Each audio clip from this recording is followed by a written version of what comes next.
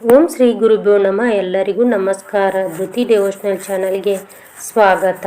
ನಾನು ಇವತ್ತಿನ ವಿಡಿಯೋದಲ್ಲಿ ಸಂಕಷ್ಟಹರ ಚತುರ್ಥಿಯ ದಿನದಂದು ದಿನವಿಡೀ ಉಪವಾಸವಿದ್ದು ಗಣೇಶನನ್ನು ಪೂಜಿಸಿ ಚಂದ್ರನ ದರ್ಶನವಾದಾಗ ಚಂದ್ರ ದರ್ಶನವನ್ನು ಪಡೆದುಕೊಂಡು ಚಂದ್ರನಿಗೆ ಪೂಜೆ ಮಾಡಿ ಚಂದ್ರನಿಗೆ ಅರ್ಘ್ಯವನ್ನು ಅರ್ಪಿಸಿ ಮತ್ತೊಮ್ಮೆ ಗಣೇಶನಿಗೆ ಮಂಗಳಾರತಿ ಮಾಡಿ ಉಪವಾಸವನ್ನು ಕೊನೆಗೊಳಿಸುತ್ತೇವೆ. ಸಂಕಷ್ಟಹರ ಚತುರ್ಥಿಯ ದಿನದಂದು ಉಪವಾಸದಿಂದ ಈ ವ್ರತವನ್ನು ಆಚರಿಸಿದವರು ಚಂದ್ರ ದರ್ಶನ ಮಾಡಿ ಚಂದ್ರನಿಗೆ ಪೂಜೆ ಸಲ್ಲಿಸಿದರೆ ಈ ಒಂದು ವ್ರತವು ಸಂಪೂರ್ಣವಾಗುತ್ತದೆ. ಹಾಗೆ ಉಪವಾಸವನ್ನು ಸಹ ಕೊನೆಗೊಳಿಸಬಹುದು. ಮಳೆ ಮೋಡದಿಂದಾಗಿ ಚಂದ್ರನು ಕಾಣದಿದ್ದಾಗ ಅಥವಾ ದೊಡ್ಡ ದೊಡ್ಡ ಕಟ್ಟಡಗಳು ಇರುವ ಕಡೆ ಚಂದ್ರನು ಕಾಣದಿದ್ದಾಗ ಅಂತಹ ಸಂದರ್ಭಗಳಲ್ಲಿ ಚಂದ್ರ ದರ್ಶನವನ್ನು ಹೇಗೆ ಮಾಡಬೇಕು, ಯಾವ ರೀತಿ ಉಪವಾಸವನ್ನು ಮುಗಿಸಬೇಕು ಎಲ್ಲ ಮಾಹಿತಿಯನ್ನು ಇವತ್ತಿನ ಈ ವಿಡಿಯೋದಲ್ಲಿ ಕೊಡ್ತಾ ಇದ್ದೀನಿ. ಅದಕ್ಕಿಂತ ಮೊದಲು ನೀವಿನ್ನು ನನ್ನ ಚಾನಲ್ನ ಸಬ್ಸ್ಕ್ರೈಬ್ ಮಾಡ್ಕೊಂಡಿಲ್ಲ ಅಂದರೆ ದಯವಿಟ್ಟು ಸಬ್ಸ್ಕ್ರೈಬ್ ಮಾಡ್ಕೊಳ್ಳಿ, ಹಾಗೆ ಬೆಲ್ ಐಕಾನ್ನ ಪ್ರೆಸ್ ಮಾಡಿ. ಸಂಕಷ್ಟಹರ ಚತುರ್ಥಿಯ ದಿನದಂದು ಬೆಳಿಗ್ಗೆ ಬೇಗನೆ ಎದ್ದು ಮಡಿ ಬಟ್ಟೆಯನ್ನು ಧರಿಸಿ ಉಪವಾಸದ ಪ್ರತಿಜ್ಞೆಯನ್ನು ತೆಗೆದುಕೊಂಡು ಪೂಜಾ ಸ್ಥಳದಲ್ಲಿ ಗಣೇಶನ ವಿಗ್ರಹ ಅಥವಾ ಫೋಟೋವನ್ನು ಸ್ಥಾಪನೆ ಮಾಡಿ ಗಣೇಶನಿಗೆ ಅರಿಶಿನ ಕುಂಕುಮ ಶ್ರೀಗಂಧವನ್ನು ಅರ್ಪಿಸಿ ಹೂಗಳಿಂದ ಅಲಂಕಾರ ಮಾಡಿ ಹಾಗೆ ಗರಿಕೆ ಹುಲ್ಲನ್ನು ಅರ್ಪಿಸಿ ಗಣೇಶನಿಗೆ ಪ್ರಿಯವಾದ ನೈವೇದ್ಯವನ್ನು ಅರ್ಪಿಸಬೇಕು.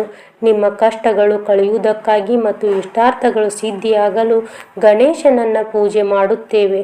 ಮತ್ತೊಮ್ಮೆ ಸಂಜೆಯ ಸಮಯದಲ್ಲಿ ಗಣೇಶನನ್ನು ಪೂಜೆ ಮಾಡಿ ಚಂದ್ರೋದಯದ ಸಮಯದಲ್ಲಿ ಚಂದ್ರ ದರ್ಶನ ಮಾಡಿ ಚಂದ್ರನಿಗೆ ಅರ್ಘ್ಯವನ್ನು ಅರ್ಪಿಸಿ ಚಂದ್ರನಿಗೆ ಪೂಜೆ ಮಾಡಿ ಕೊನೆಯಲ್ಲಿ ಗಣೇಶನಿಗೆ ಮಂಗಳಾರತಿ ಮಾಡಿ ಉಪವಾಸವನ್ನು ಮುಗಿಸುತ್ತೇವೆ.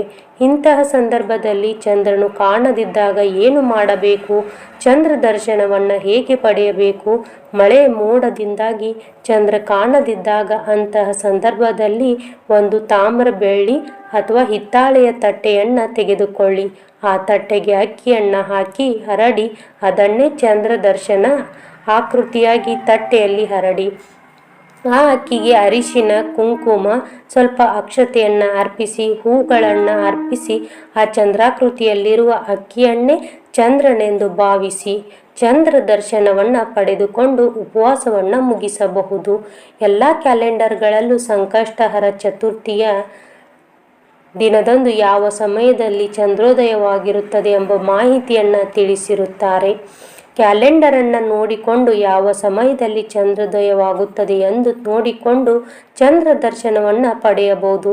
ಕ್ಯಾಲೆಂಡರ್ ಸಮಯಕ್ಕಿಂತ 30 ನಿಮಿಷ ಹೆಚ್ಚು ಸಮಯಗಳು ಕಾದು ನೀವು ಆ ಸಂದರ್ಭದಲ್ಲೂ ಚಂದ್ರ ದರ್ಶನ ಆಗದಿದ್ದಾಗ ಮಾತ್ರ ಈ ಒಂದು ಅಕ್ಕಿಯಿಂದ ಚಂದ್ರನನ್ನು ಸಿದ್ಧಪಡಿಸಿಕೊಂಡು ಚಂದ್ರನ ದರ್ಶನವನ್ನು ಪಡೆಯಬೇಕು.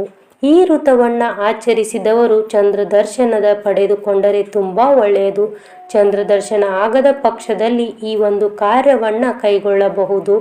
ಇನ್ನು ಚಂದ್ರ ದರ್ಶನ ಮತ್ತು ಚಂದ್ರನಿಗೆ ಅರ್ಘ್ಯವನ್ನು ಅರ್ಪಿಸಿದ ನಂತರ ಉಪವಾಸವನ್ನು ಹೇಗೆ ಮುಗಿಸಬೇಕು ಎಂದರೆ ಮೊದಲಿಗೆ ನೀವು ಗಣಪತಿಗೆ ಏನು ನೈವೇದ್ಯವನ್ನು ನೀಡಿರ್ತೀರೋ ಆ ನೈವೇದ್ಯವನ್ನು ಪ್ರಸಾದ ರೂಪದಲ್ಲಿ ಸೇವಿಸಿ ನಿಮ್ಮ ಉಪವಾಸವನ್ನು ಮುಗಿಸಬೇಕು.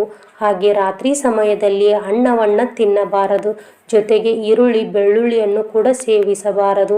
ಉಪ್ಪಿಟ್ಟು ಇಲ್ಲ ಅವಲಕ್ಕಿ, ಈ ರೀತಿ ಸಜ್ಜಿಗೆ, ಈ ರೀತಿಯಾದಂತಹ ಲಘು ಆಹಾರವನ್ನು ಸೇವಿಸಿ ಉಪವಾಸವನ್ನು ಬಿಡಬೇಕು. ಬೆಳಿಗ್ಗೆಯಿಂದ ಉಪವಾಸವಿದ್ದು ರಾತ್ರಿಯ ಸಮಯದಲ್ಲಿ ಹೆಚ್ಚು ಆಹಾರ ತಿನ್ನುವುದರಿಂದ ಈ ಒಂದು ವ್ರತ ಸಂಪೂರ್ಣ ಆಗುವುದಿಲ್ಲ. ಲಘು ಆಹಾರವನ್ನು ಸೇವಿಸಿ ಮಲಗಬೇಕು. ಇದರಿಂದ ಆರೋಗ್ಯಕ್ಕೂ ಕೂಡ ತುಂಬ ಒಳ್ಳೆಯದು. ಈ ವಿಡಿಯೋದಲ್ಲಿ ಸಂಕಷ್ಟಹರ ಚತುರ್ಥಿಯ ದಿನದಂದು ಚಂದ್ರ ಕಾಣದಿದ್ದಾಗ ಏನು ಮಾಡಬೇಕು, ಯಾವ ರೀತಿ ಉಪವಾಸವನ್ನು ಮುಗಿಸಬೇಕು, ಈ ಎಲ್ಲ ಮಾಹಿತಿಯನ್ನು ತಿಳಿಸಿದ್ದೇನೆ.